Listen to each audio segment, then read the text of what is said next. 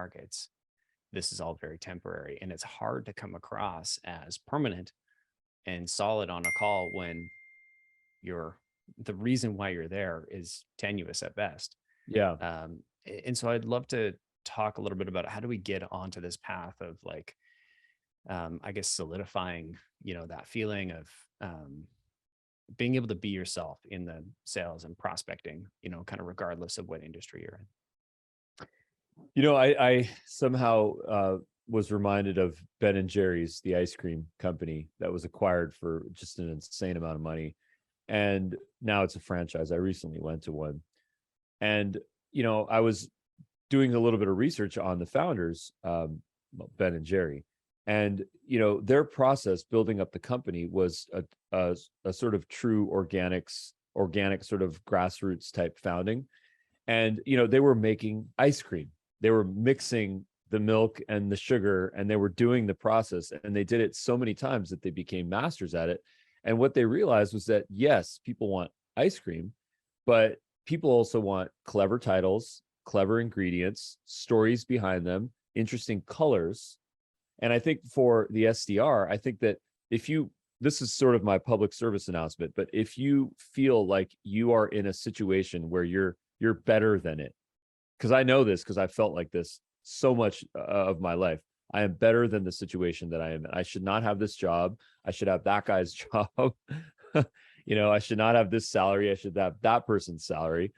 You're missing something. You're missing the essence of what Ben and Jerry went through in their founding story, which is to figure out the perfect way to make ice cream. And they did not make a lot of money. They were grossly underpaid for years and years and years until they realized that they were sitting on something really big. And then they, of course, made some great choices, got very lucky, super creative.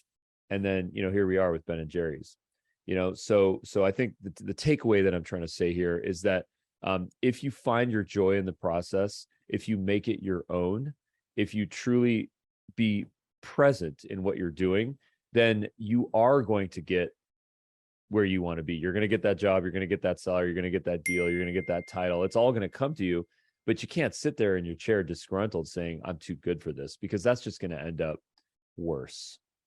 Yeah, I've certainly been there looking at the CEO as I'm a junior level marketing coordinator and be like, Yeah.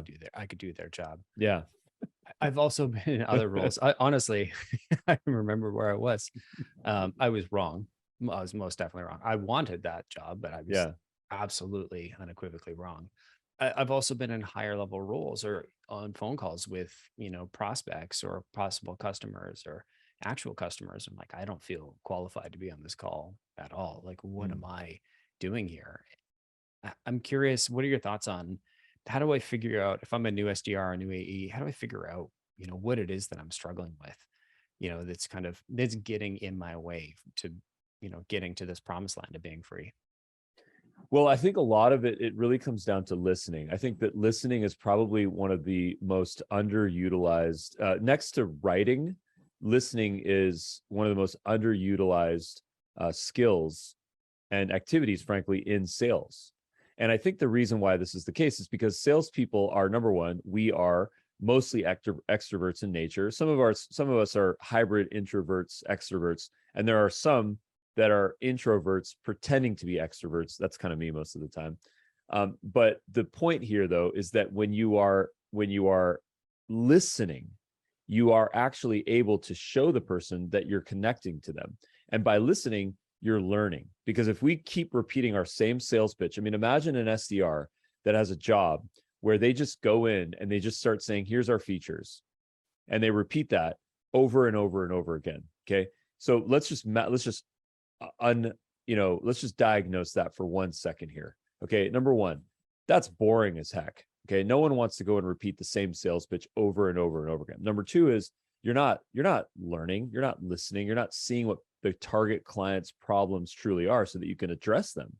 Number three is you're not showing, empathy or compassion or the fact that I want to personalize my pitch, be creative so that I can help you solve your problems, and not to mention it's not good for your mental health. There's a whole nother long list that I can add to the problem of just repeating your sales pitch over and over as opposed to listening.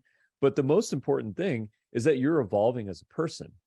You're saying, how do I become happy with the things that I'm unhappy about? How do I accomplish the goals that I want to accomplish? How do I get better at my weaknesses? How do I improve my own strengths?